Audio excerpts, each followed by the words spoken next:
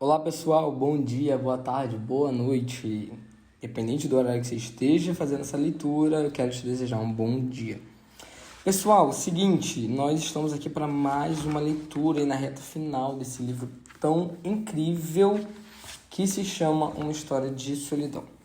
Primeiramente, eu gostaria já pedir desculpa para vocês, eu estou no meu lugar de praxe, só que meu vizinho resolveu fazer uma obra. Então, pode ser que tenha alguns barulhos aqui também, tá bom? Já estou avisando isso para caso vocês ouçam alguma coisa, tá bom? Pessoal, eu vou tentar hoje fazer essa gravação aqui de 2 capítulos também, tá? Estou iniciando até essa gravação aqui na parte da manhã. Eu vou sair com um compromisso, vou voltar, vou gravar mais e vou postar talvez de tarde para vocês. Espero eu consiga postar de tarde mesmo para vocês. Ou no máximo de noite, já com 2 capítulos, porque eu quero entregar um episódio com 2 capítulos para compensar aí a sexta-feira que eu não gravei. Tá bom, pessoal? Mas vamos começar aqui para a gente já ter alguma coisa gravada. Nós estamos no capítulo 13. Não estou aqui aberto, mas você vai ver aí no nome, né, do episódio. E, pessoal, o nome desse capítulo é 1978, tá bom? Vamos começar aqui. O cardeal Albino Luciani, patriarca de Veneza nos últimos 9 anos, foi eleito papa no dia 26 de agosto. A fraternidade que existiu entre nós em ocasiões anteriores diminuiu conforme ele se acostumou com suas novas responsabilidades. Eu tinha imaginado que teria uma relação mais próxima com ele do que com o Papa Paulo, mas foi vaidade da minha parte. Eu era um humilde seminarista com a função de servi-lo 2 vezes ao dia. Continuava sendo um rapaz do chá, nada mais. A mente do Papa estava focada em assuntos mais urgentes do que meu cargo conflitante. No início, houve grande entusiasmo. Havia 15 anos que o novo Papa não ocupava aqueles cômodos. E, embora a curia parecesse não ter certeza de como controlar um homem que já demonstrava mais informalidade que seus predecessores, o mundo parecia encantado com ele. No Eridge College, a sensação predominante era de que mudanças de verdade aconteceriam na igreja. O Concílio Vaticano II e suas repercussões tinham dominado os papados tanto de João XIII quanto de Paulo VI. Era um momento de progredir além das decisões tomadas. E quem melhor para tal incumbência do que um homem saudável, relativamente jovem e com temperamento alegre? Com 75 anos, ele era jovem para um papa. Poderia ocupar o cargo por 20 anos, talvez mais. Uma era dourada estava prestes a começar. Foi o que dissemos a nós mesmos.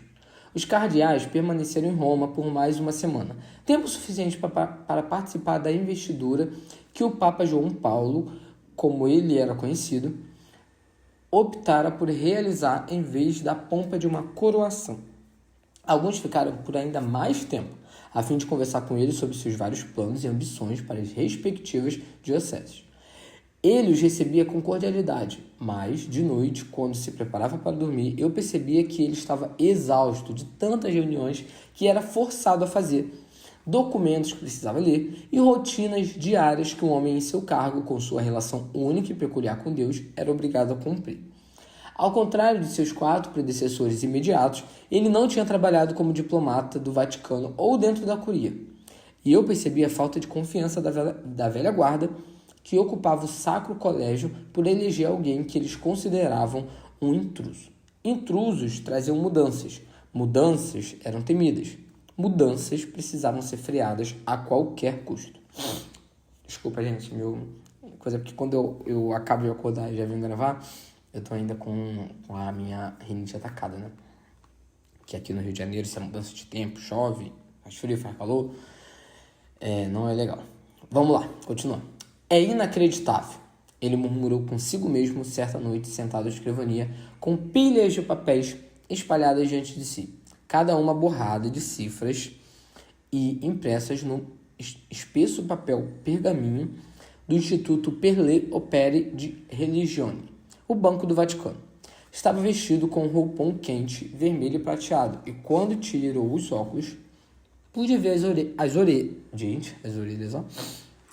olheiras profundas se formando sobre seus olhos.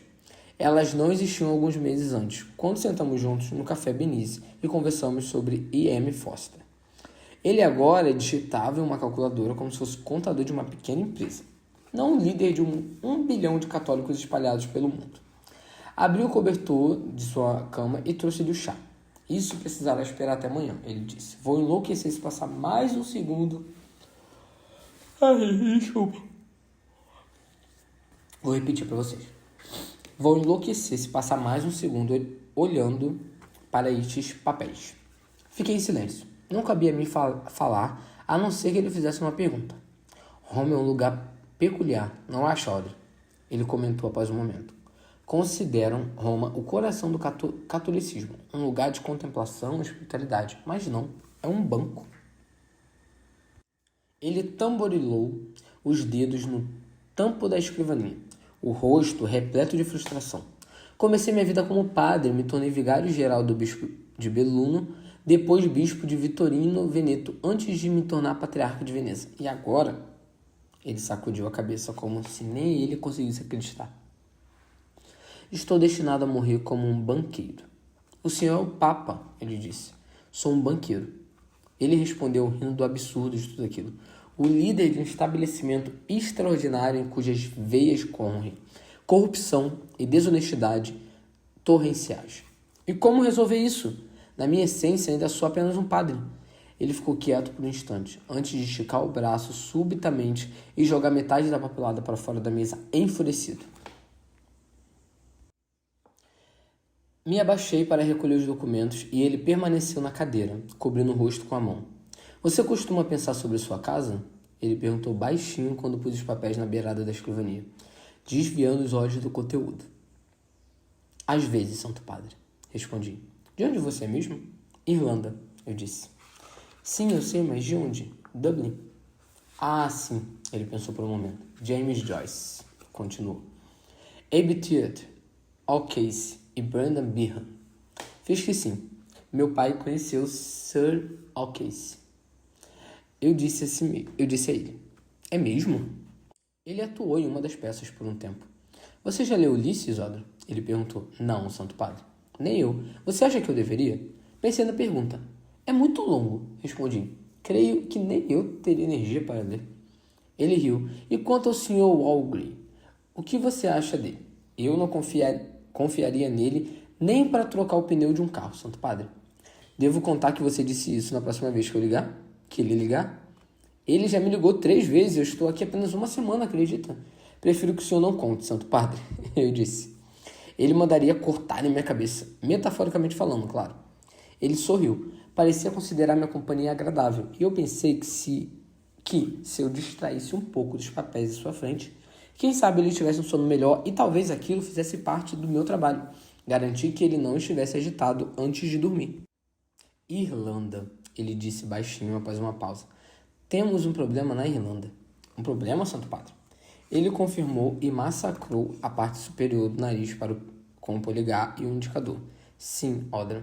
O senhor me permite perguntar que tipo de problema? Fez que não.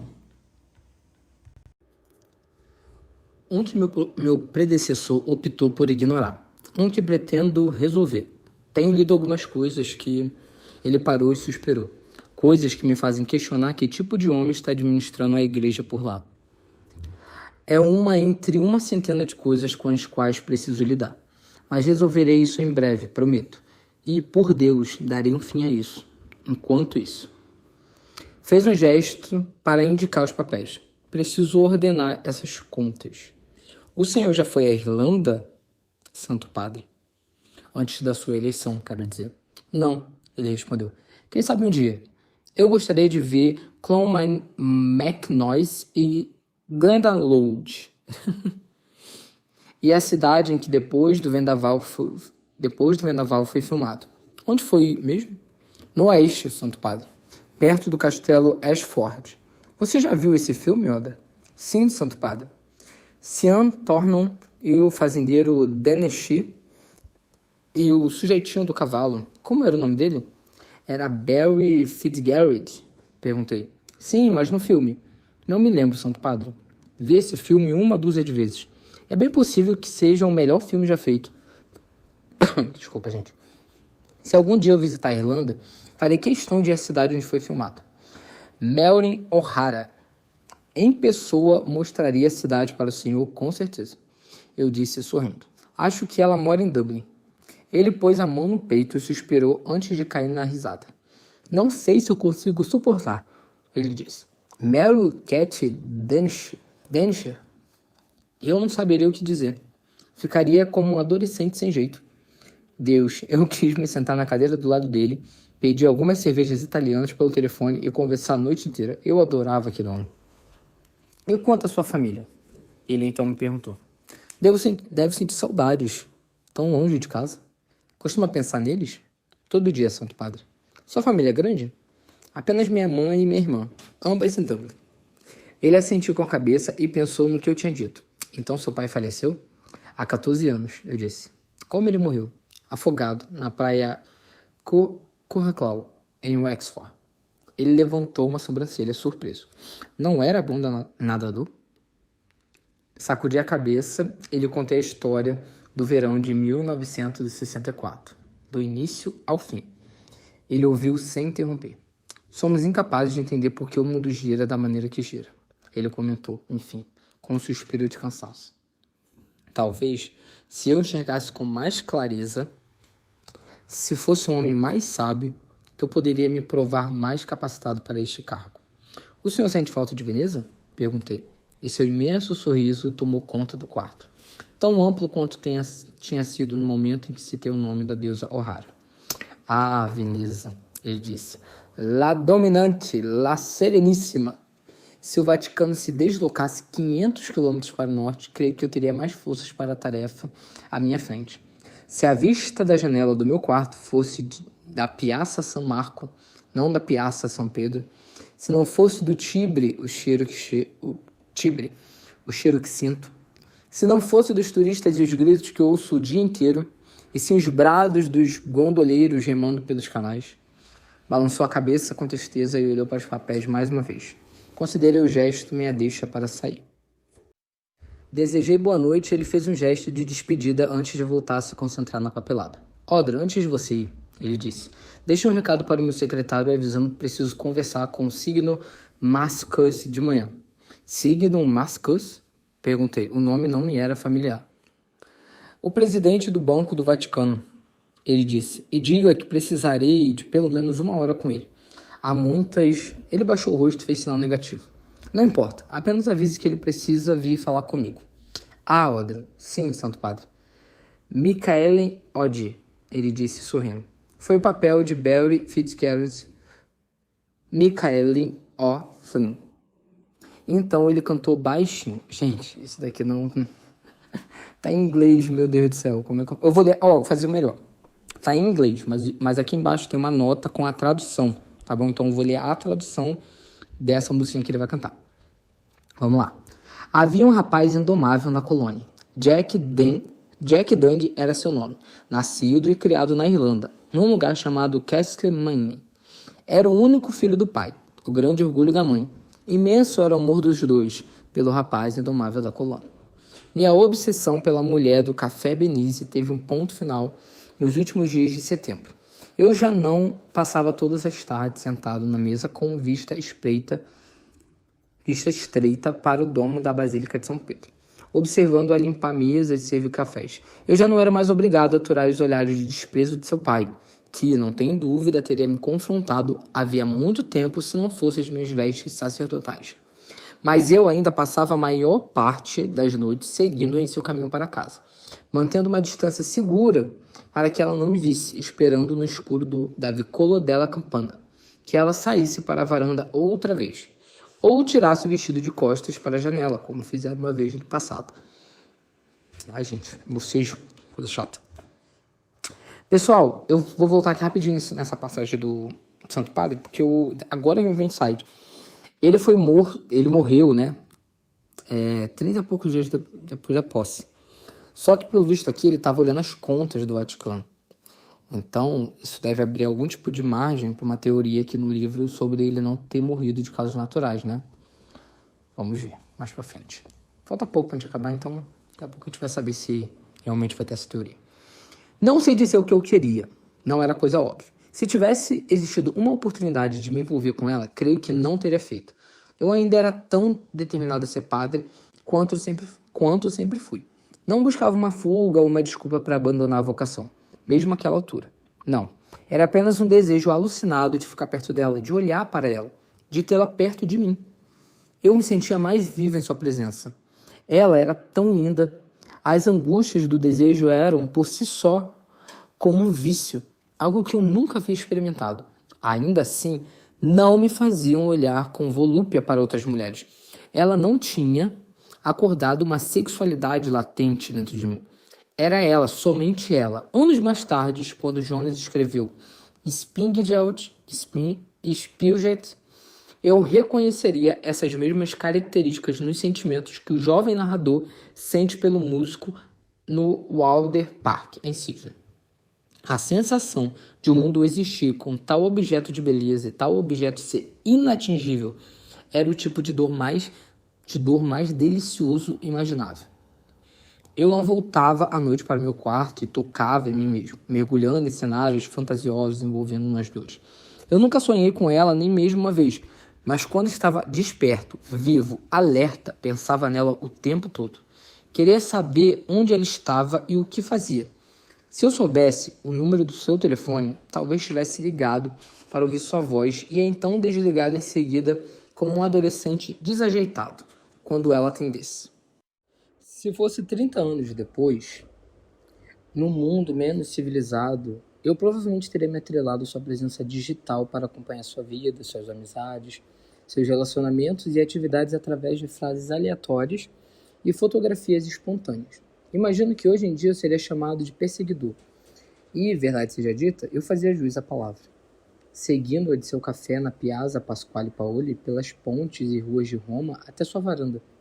E então, na antepenúltima noite de setembro, cometi um erro de julgamento que até hoje, mais de 3 décadas depois, tem o poder de me acordar durante a noite com o horror de tudo que aconteceu. Eita, gente, fiquei apreensivo agora. O que aconteceu? Naquela tarde, fui forçado a ficar no Reed College até mais tarde por causa de um debate na aula de teologia da moral, que se estendera ao ponto do tédio. Por isso, em vez de fazer minha jornada de sempre para o café e depois segui-la para Tiques do Timbre, fui direto para o Vicolo della Campana e fiquei no meu lugar habitual, escondido nas sombras. Entenda que, àquela altura, eu estava tão acostumado a viver daquele jeito que havia deixado de questionar meu comportamento. Era irracional e perigoso, claro, mas tinha se tornado um vício. Aquela mulher era um programa de televisão. Vivia sua vida diante dos meus olhos, para o meu prazer. Mesmo sem a capacidade de conversar com ela, eu podia observar e podia imaginar. Eu sentia que ela era minha. Ela já se encontrava em casa quando cheguei. As luzes estavam acesas em seu apartamento e pude ouvi-la se movimentando lá dentro. Ela quase sempre ficava em casa nas noites durante a semana. Seu pai chegava mais tarde e ela e ele jantavam. A essa altura eu precisava voltar ao Vaticano para cumprir meu dever. Entretanto, hoje ela me surpreendeu, saindo do prédio logo depois da minha chegada. Conforme ela se afastou, me perguntei se devia segui-la. Será que ela ia encontrar com um homem? Se fosse isso, quem era? E o que fariam juntos? Mas, em vez disso, me descobri atravessando a rua e abrindo o portão destrancado, entrando no hall frio e olhando em volta. Eu nunca tinha estado ali e senti uma onda de adrenalina semelhante ao que um ladrão deve sentir quando, depois de observar uma casa por muito tempo, enfim consegue entrar. Havia um pequeno jardim no átrio, com uma fonte no centro, a estátua de um menino nu equilibrado no topo. Virei na direção da escada larga de pedra que levava aos apartamentos. Tentei me situar em relação à rua para que soubesse qual era o apartamento. Desculpa, gente, bocejo. Vou repetir. Havia um pequeno jardim no átrio, com uma fonte no centro. A estátua de um menino nu equilibrado no topo. Virei na direção da escada larga de pedra que levava aos apartamentos. Tentei me situar em relação à rua para que soubesse qual era o apartamento dela ao subir. Infelizmente, a porta de sua casa ficava em um vão. Portanto, ninguém que entrasse e olhasse para cima me veria e questionaria o que eu estava fazendo ali. Pus minha mão e depois a bochecha na madeira, tentando escutar alguma coisa lá dentro, mas estava tudo em silêncio. O que eu estava fazendo ali? Eu não tinha ideia. Virei, quase rindo da minha própria loucura, quando, num impulso, Levantei o tapete à frente da porta, me perguntando se ela mantinha ali uma chave sobressalente. Mas não havia nada. Verifiquei atrás da lamparina pendurada, mas também não havia nada. Vá embora, disse a mim mesmo. Vá embora, Oda. Dei meia volta, determinado a descer as escadas e sair para a rua outra vez, quando reparei um grande vaso no corredor com um bucho de tamanho exagerado que parecia ansioso por água. Olhei para o vaso, engolindo em seco. Eu tive certeza, então fui até ele. Inclinei-o para o lado e ali estava, uma única chave, uma chave sobressalente, escondida sob seu peso. Eu a peguei e segurei na luz. Estava enferrujada e suja, por ter passado muito tempo sobre o vaso. O metal tatuado com terra, água e mofo. Mas, quando a inseri na fechadura do apartamento, a chave girou com facilidade. A porta se abriu e eu entrei. Gente, tá muito bom esse capítulo. Vamos lá. Meu coração batia acelerado no peito enquanto olhava em volta. Mal podia acreditar que estava ali, que tinha me comportado daquele jeito irracional, mas deixei quaisquer preocupações no fundo da mente.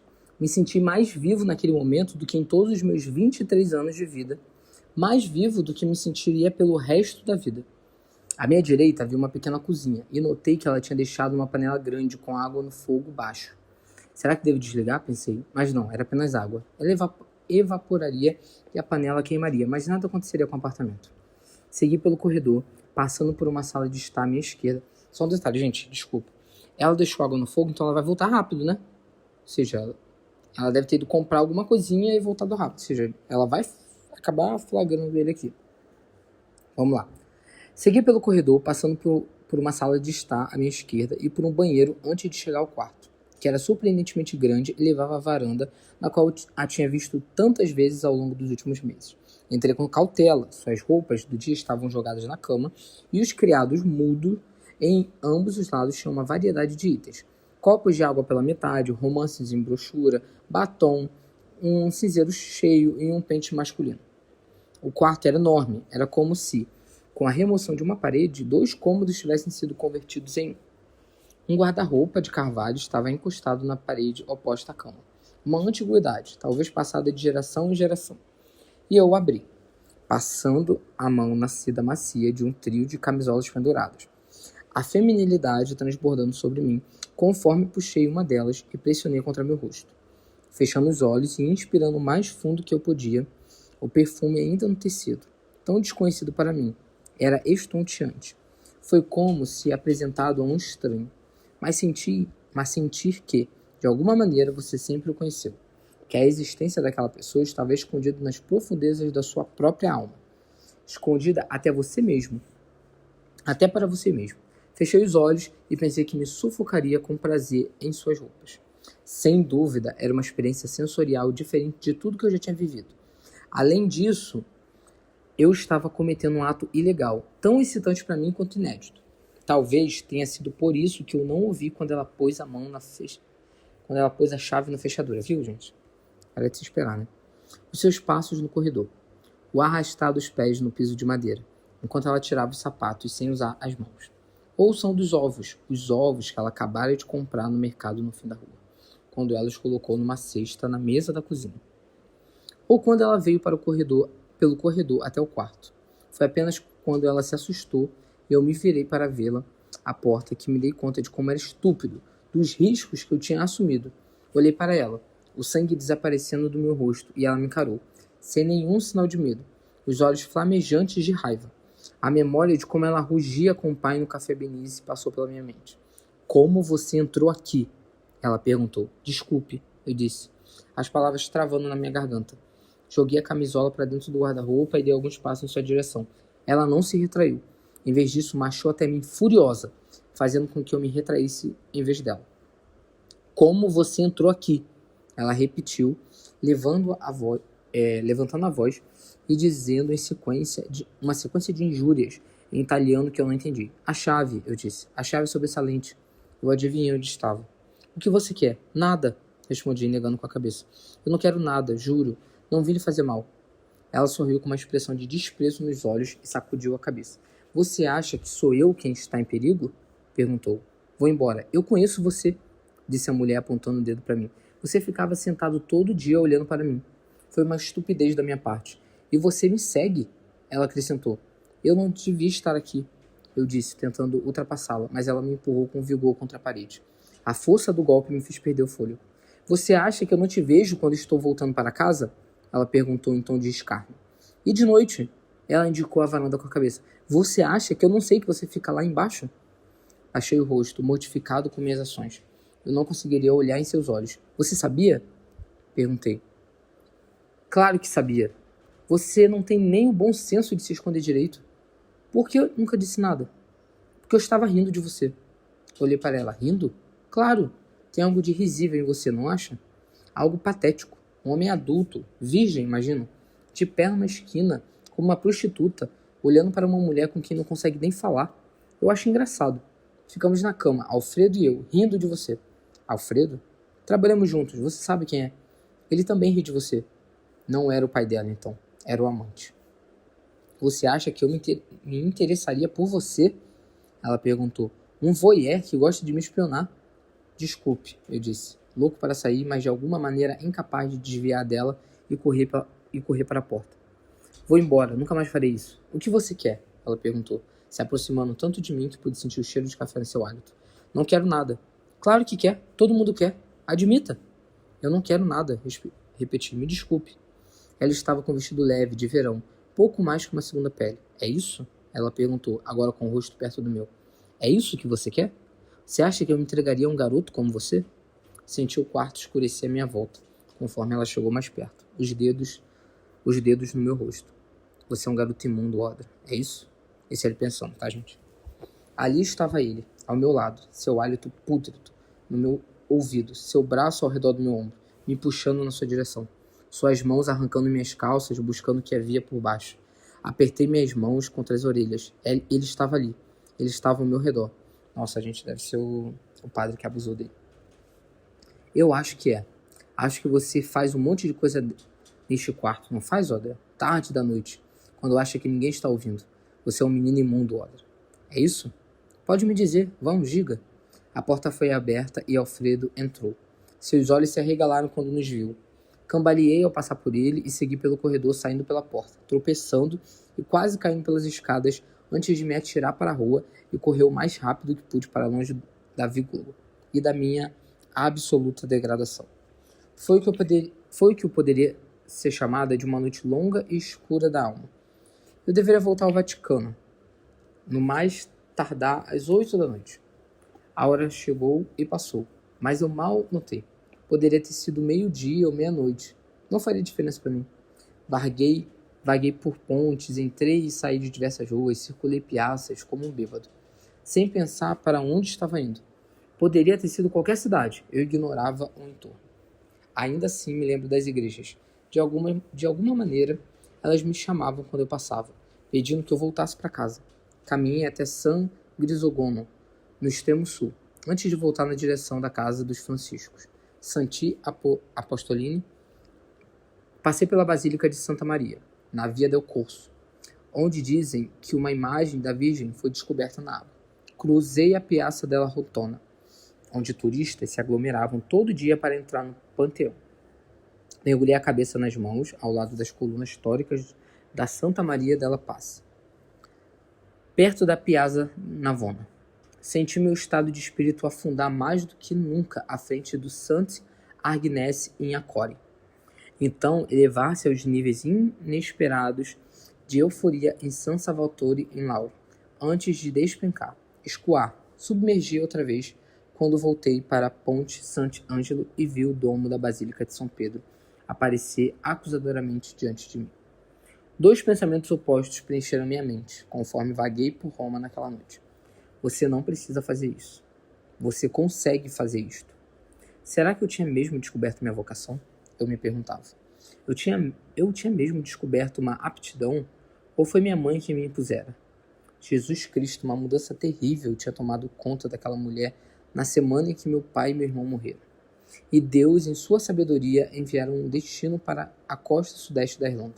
Não para mim, uma criança de 9 anos com tanto bom senso quanto um dedal, mas para ela, uma mulher de meia idade, de luto, à procura de um salva-vidas enquanto sua família afundava. E quando ela passou aquilo na minha direção, disse: Aqui, filho, isso é para você.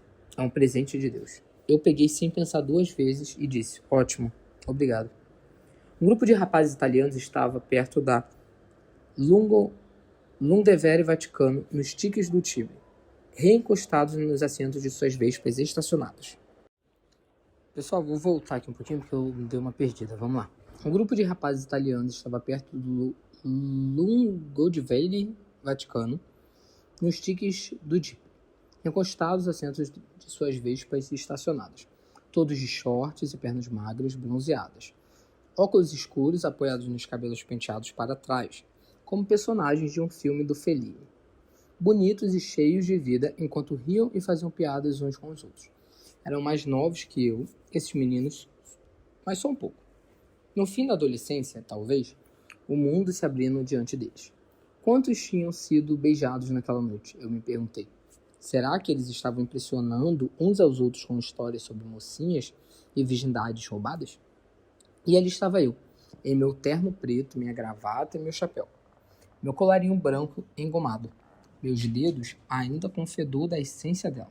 23 anos, um menino, um homem. O que eu era? Eu não sabia. Padre, eles chamaram, abrindo os braços à minha frente, como se apelando a um juiz para marcar um pênalti como recompensa por um herói derrubado. Me aproximei deles com desconfiança. Lembrei como era ser um menino ansioso, passando pelos campos e torcendo para que um chute mal feito não fizesse uma bola vir na minha direção. Levantei a cabeça para cumprimentá-los, sem diminuir o passo. Esse aqui precisa de absolvição, eles disseram, apontando para um belo menino, talvez o mais novo do grupo, que corria de um para o outro tentando silenciá-los. Ele precisa se confessar. Você precisa ouvir os pecados que ele cometeu essa noite. Eles não me queriam mal. Eu sabia. Mas fiquei com medo deles mesmo assim. Pensei que se me provocassem ou me cercassem de alguma maneira, eu os atacaria. Brigaria com todos eles por não ter enfrentado a mulher do café Benise ou seu amante. O que você quer? Ela me perguntara. E não tive resposta para a pergunta, pois na minha inocência eu não sabia. Naquela noite infinita, vaguei por partes de Roma que nunca tinha visto antes. Uma cidade de hotéis decadentes, de prédios residenciais esquálidos, com roupas penduradas em varais acima das ruas. Prostitutas apareciam de vez em quando, curiosas para saber se um jovem padre estava em busca de alívio para a tensão de sua vocação. Não removi o colarinho eclesiástico ao longo daquelas horas. Eu gesticulava uma negação para cada uma delas. Não tinha nenhum desejo por aquilo. Queria apenas caminhar. Aquela era a minha noite, a noite em que eu saberia se o caminho que eu tinha escolhido era certo ou errado. 10 horas, 11 horas, os sinos da meia-noite. Igreja depois de igreja depois de igreja, 1 hora, 2 horas, 3, 4. Àquela altura, o Papa João Paulo estaria em sono profundo, seu chá noturno em algum lugar do lado de fora da sua porta. Onde estariam meus colegas de escola? Eu me perguntei.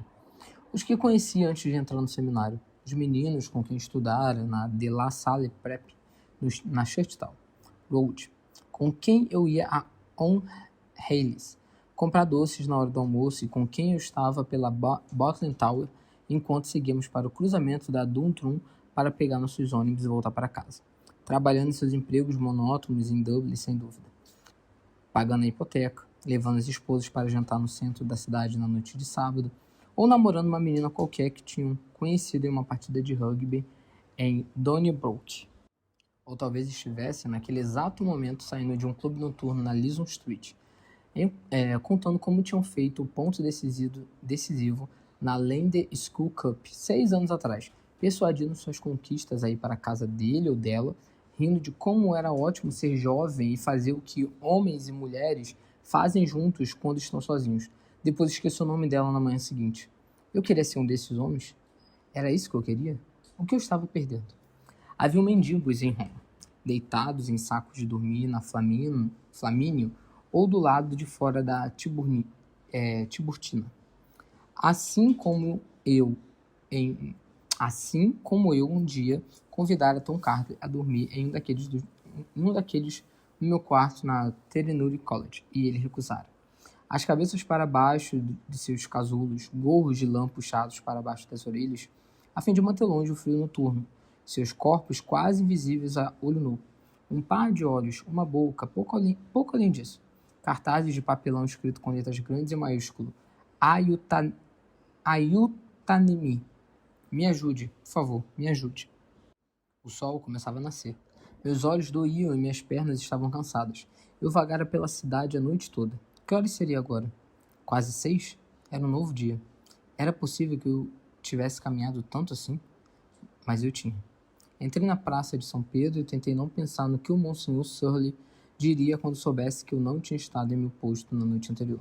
Será que o Papa contaria a alguém? Será que ele havia reparado minha ausência, considerando a intensidade com a qual eu estudava a papelada todas as noites, considerando a frequência e a longa duração das visitas do Sr. Marcus do Banco do Vaticano aos aposentos papais, considerando como estavam se tornando intensas as discussões atrás das portas fechadas? Eu tinha ficado em silêncio quando Marcus arrastara o cardeal Villot, que além de camerlengo, era líder da Câmara Apostólica, a um canto escuro depois da reunião com o Santo Padre e latiu como um cachorro sobre como ele não podia entrar nas especificações de transações tão complexas com um homem cuja ideia de sofisticação era citar Pinóquio em seus sermões. Isso precisa parar, ele ronginou certa noite, agarrando o cardeal Villot pelo braço. Se não parar, não serei responsável pelo que acontecerá a seguir. Você não tem ideia do que essas pessoas são capazes. Será que eu poderia mentir para um senhor que não demonstrara nada além de bondade desde minha chegada a Roma? Dizer a ele que fiquei doente? Ou será que eu devia contar a verdade e considerá-lo meu padre confessor? Afinal, minha estada ali estava quase terminando. Os italianos já estavam escolhendo quem ficaria no meu lugar em janeiro. A guarda suíça estava em seu posto sob o arco e, apesar de terem me reconhecido, mostrei meu passe e eles abriram caminho para eu entrar. Eu tinha voltado para casa, estava no Vaticano outra vez, de volta a tempo de levar o café da manhã ao Papa. Eu pediria perdão por não ter estado no meu posto e esperaria que ele não revelasse minha indiscrição a ninguém.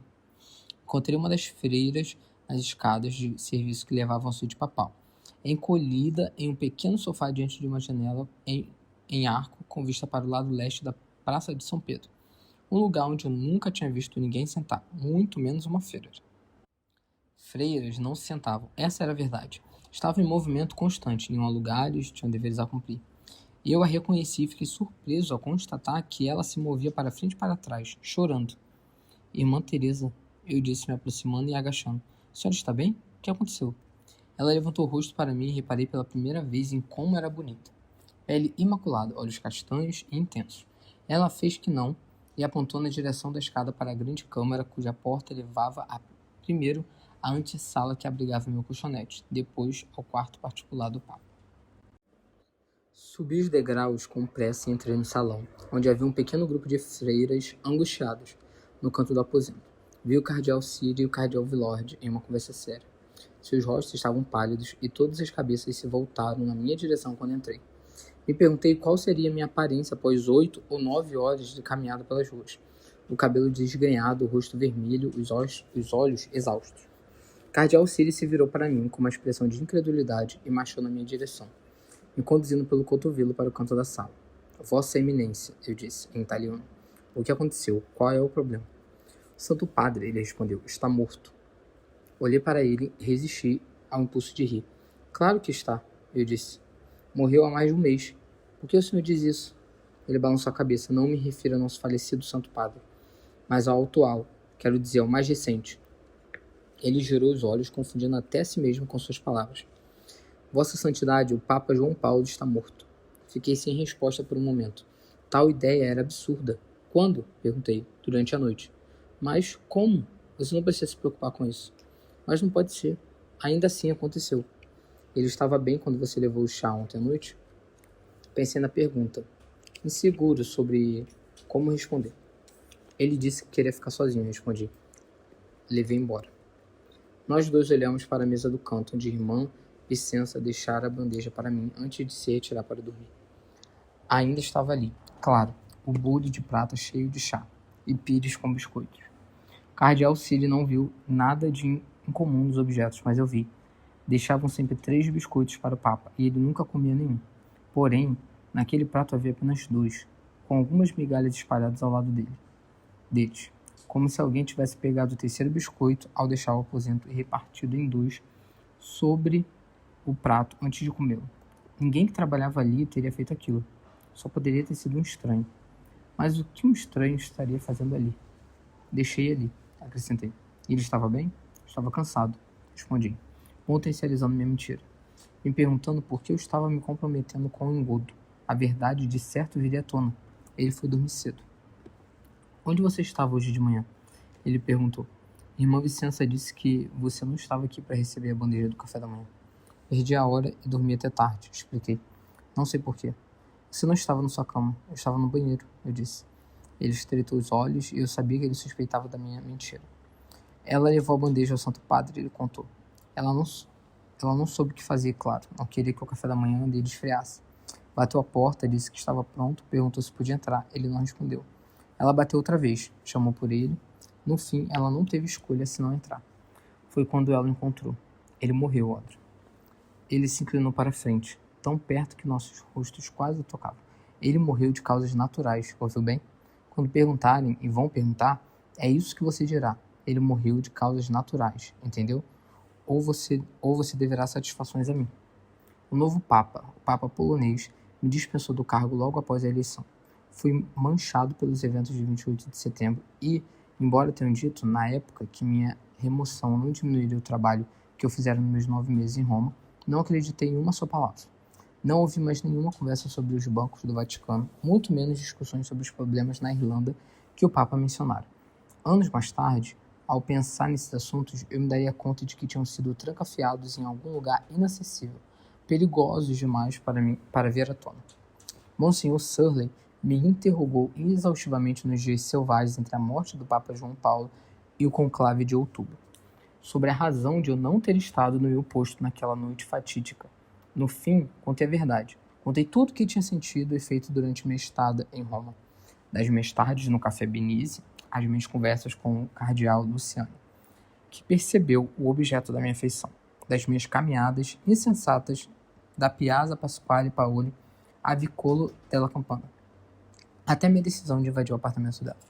Apesar de ele ter ficado furioso comigo, acreditou na minha palavra e corroborou minha história para a polícia do Vaticano. Tinha suspeitas, mas não podia arriscar a propagação da notícia de que algo ilícito talvez tivesse acontecido no Palácio Apostólico naquela noite. Fiquei calado sobre a questão dos biscoitos. Ninguém tinha reparado além de mim. E não vi nenhum ganho em levantar uma preocupação que poderia parecer ridícula aos ouvidos alheios. O Papa tinha morrido de ataque de coração. Foi o que se espalhou. Verdade ou não, tornou-se a história oficial. O Papa polonês falava comigo ainda menos que o Papa Paulo VI, aparentando nervosismo quando eu estava em sua presença.